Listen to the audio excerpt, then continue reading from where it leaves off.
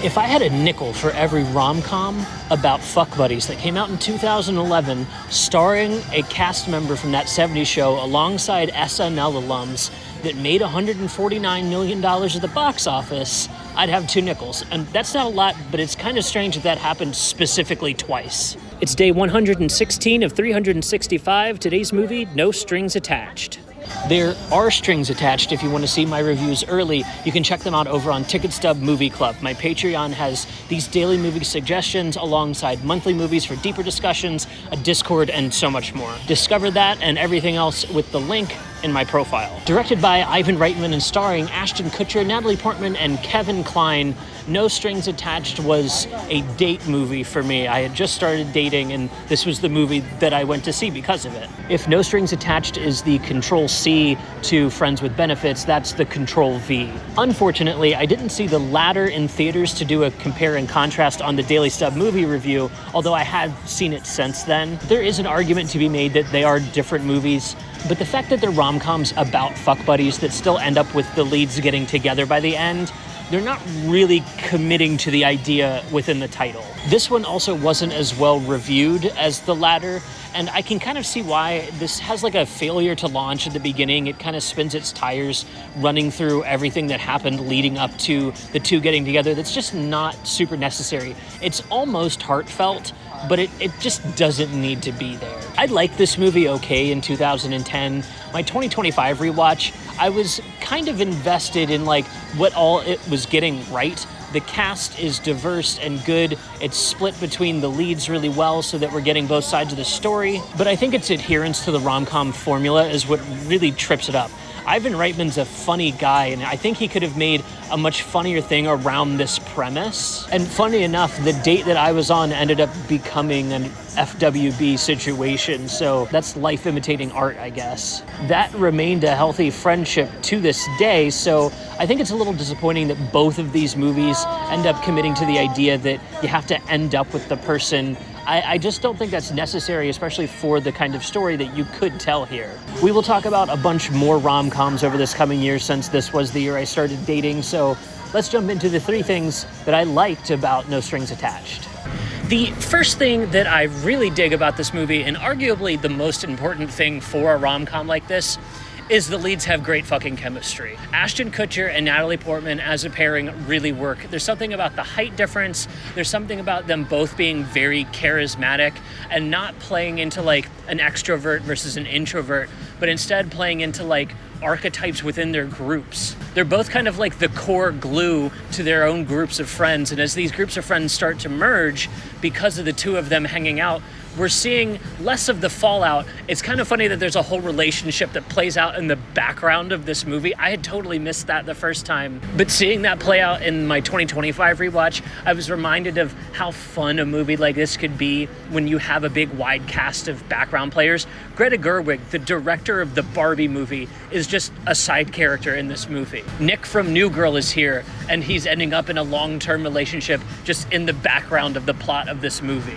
It's not just their chemistry as friends within the friend group either. That does work really well. The first time Ashton Kutcher shows up in the apartment and he's naked and trying to figure out if he fucked anybody, that's hilarious.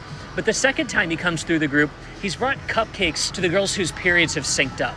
That's awesome. Like, that's a very funny bit to add to a movie. It's those kinds of things that really work for me within the movie.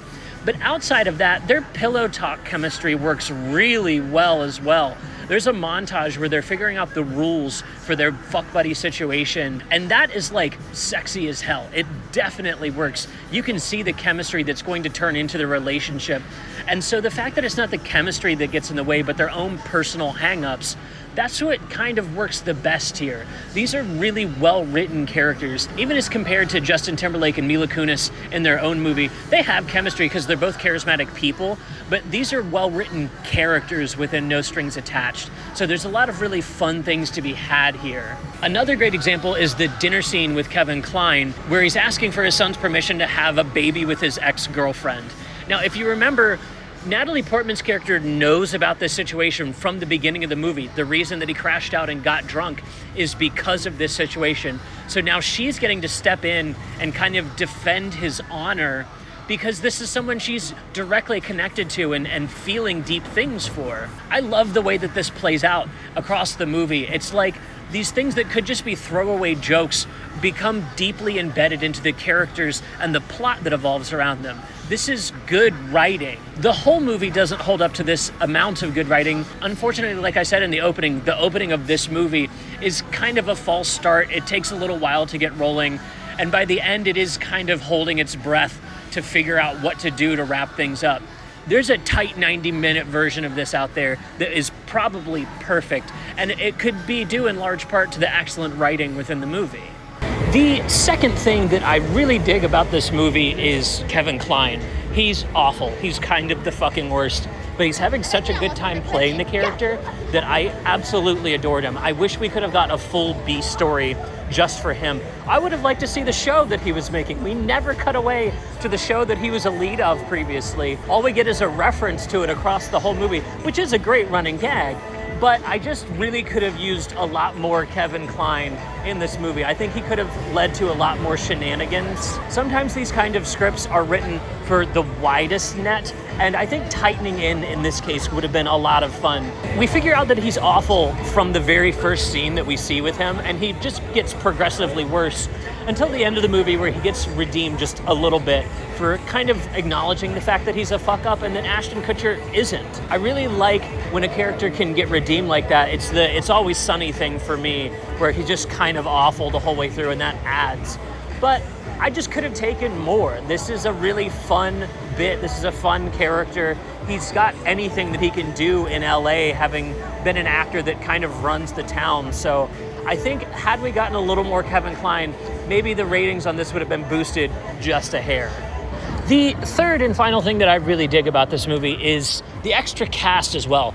Ludacris is just in this movie for no reason. He's not doing much. He's here just to be a side character. You can tell a lot of the friendship scenes were shot with comedy in mind. Just get the most talented comedic people together, let them know what the idea for the scene is, and then let them kind of run it from there. Ivan Reitman has a real eye for this, and so getting these groups together in this way really, really works. On the opposite side, Natalie Portman's whole backup crew is equally as funny. Mindy Kaling, who's one of the main writers and actors on The Office, is absolutely hilarious, and she brings something to the group alongside Greta Gerwig and a couple other characters that fills out Natalie Portman's side as well. This is a not lopsided movie. It's pretty equal in the treatment of both characters, and this lets them both show as full people. They have their own full lives going on, cool careers, rewarding friendships, and they just hang out. This is something I've said on podcasts over the years and something that remains true, and I want to give it props here.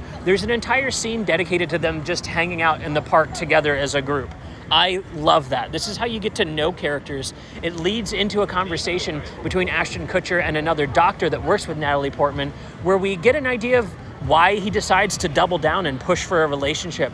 He sees how cool and awesome she is that even some of the best people that are around him are pushing to get closer to her and potentially have a real relationship with her. That's something he knows he has access to and wants to push for more and explore his feelings. If you recall at the beginning of the movie, he's gone through a bad breakup, so this being a new relationship opportunity is pushing him to grow in ways that he hasn't before. This is what pushes him to pass his script off and to eventually become a writer on the show and leave being a production assistant. This is character growth from relationships. And if you're going to do a rom-com, showing the ways that the relationship pushes them in the rest of their life is fucking fantastic. I love that shit. But what do you think? Are you team no strings attached, or were you team friends with benefits when these came out? We are shifting gears hard into a very crazy 3D car movie starring Nick Cage. We're talking about Drive Angry next, and I'll see you tomorrow.